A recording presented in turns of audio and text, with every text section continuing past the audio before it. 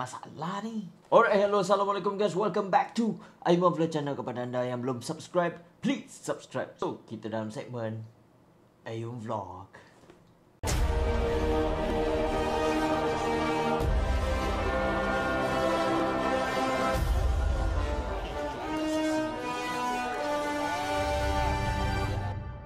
Untuk sekian lamanya kan, aku memang dah lama tak upload video full dekat YouTube. Aku sekarang fokus dekat TikTok saja. So kepada subscriber YouTube saya, jangan lupa untuk follow TikTok Ayum Vlog. Okay, akan update segala media screening ataupun Premier Gala kan. So kenapa aku kembali dekat YouTube ni, sebabnya Clawman ni adalah satu fenomena. Satu benda yang agak, nak kata kritikal tak juga, tapi boleh kata kritikal sebab sekarang ni kita berlawan dengan Adrenalin dan macam-macam lagi filem yang agak padu kau-kau.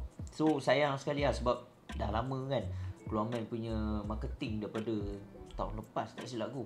Maybe benda tu hype dia dah a bit kurang dan sampai tiba masanya orang dah tak berapa nak ni. Sebab aku rasa orang Malaysia ni dia nak yang dah nak dekat tu akan hype, dia akan fokus kat satu benda tu je. So aku nak buat full review untuk Keluang Man. Dah 2 kali dah buat review sebenarnya. Ini yang fully panjang. Keluang Man mengisahkan tentang Borhan, seorang superhero yang cuba untuk mengingatkan siapa diri dia dan apa kisah silam dia. Honestly, ini adalah filem yang aku anggap lain mentality, lain result keseronokan korang bila menonton. Sebab aku dah tengok 2 kali. Tapi kali aku tengok tu aku agak a bit kecewa sebab aku macam apa sebenarnya yang difokuskan. Sebab expectation aku agak tinggi. Yalah, marketing dah lama apa semua kan. Walaupun ya orang kata karakter dia santai-santai gila-gila, memanglah cerita dia not begitu serius seperti mana filem-filem superhero yang kita dah tonton selama ni kan. Untuk tontonan pertama kali aku memang tak dapat apa yang aku sangkakan. Dan pada waktu tu pun aku hanya pergi ke event malam gala tu. Aku tak dapat invitation untuk premier screening. At that time pun aku dah beli fan screening. Pada malam gala tu juga aku dapat tiket ada extra kan. So tontonan pertama kali dan second time on the fan screening. Sebab aku dah tahu dah, aku terfikir kenapa ada orang suka, ada orang tak suka. Sebab dia macam sangat ketara. Orang tak suka gila. Orang suka, orang kata best, orang shock sebab kelakar. So aku second time aku tengok, aku open up, datang dengan kosong. Aku nak enjoy je movie ni sebab movie ni orang kata kelakar kan. Aku nak tengok dengan big screen. Pengalaman menonton tu different lah kan. Bila aku dah tengok dekat big screen and then aku tengok dengan peminat-peminat Clawman, aku rasa macam not bad. Boom, enjoy. This film is enjoy and fun. But kesalahan tetap kesalahan bro. Pada second act nak ujung-ujung nak ke third act tu kan, aku dah rasa macam at the same time, at the same point, aku dah rasa macam bila nak habis filem ni. So aku rasa macam there is something wrong with the flow kan. Sebab sampai kat situ je aku rasa macam bila nak habis ni, walaupun aku dah enjoy kan, bila dah sampai ujung-ujung tu aku dah rasa macam lama. Aku rasa macam cepat lah bila nak habis. Kalau orang cakap banyak scene yang tiba-tiba ni, aku faham. And kalau orang tengok ni dia kata enjoy pun aku faham. Sebab dia ada 2 perspektif tau. Kalau korang tengok ni, dia dari segi perspektif orang yang mungkin dia kosong and dia nak enjoy, dia akan enjoy this film. Tapi kalau orang memang macam dia expect this is superhero, first superhero yang aku nak dia macam filem Hollywood punya, Marvel ataupun DC, itulah dia punya result dia. Because of that, aku percaya dengan apa yang tengah berlaku sekarang ni. So benda yang aku suka dekat filem ni adalah dia punya komedi yang sangat fresh, sangat santai, sempoi gila dia punya lawak. Ramai dah orang cakap Nasty is the person yang memang sesuai untuk jadi Borhan ni kan. You bring the character very well, sangat menjadi. Dr. Malini, she is a person yang menyinari dalam filem ni sebab dia adalah the only one wanita yang ada dekat dalam filem ni yang boleh menyejukkan suasana gitu. Pandai pilih Encik Anwari. And then you know me, aku suka action, aku suka action pack. This is not action yang aku mahukan dalam filem Clawman. Beberapa scene saja yang aku sangat suka. Dia punya angle, dia punya sinematografi dia memang cantik. Tapi benda tu tak consistent. Aku tak dapat benda tu all the time, waktu-waktu action. So benda ni kalau aku tak dapat, memang kurang lah skor filem tu kan.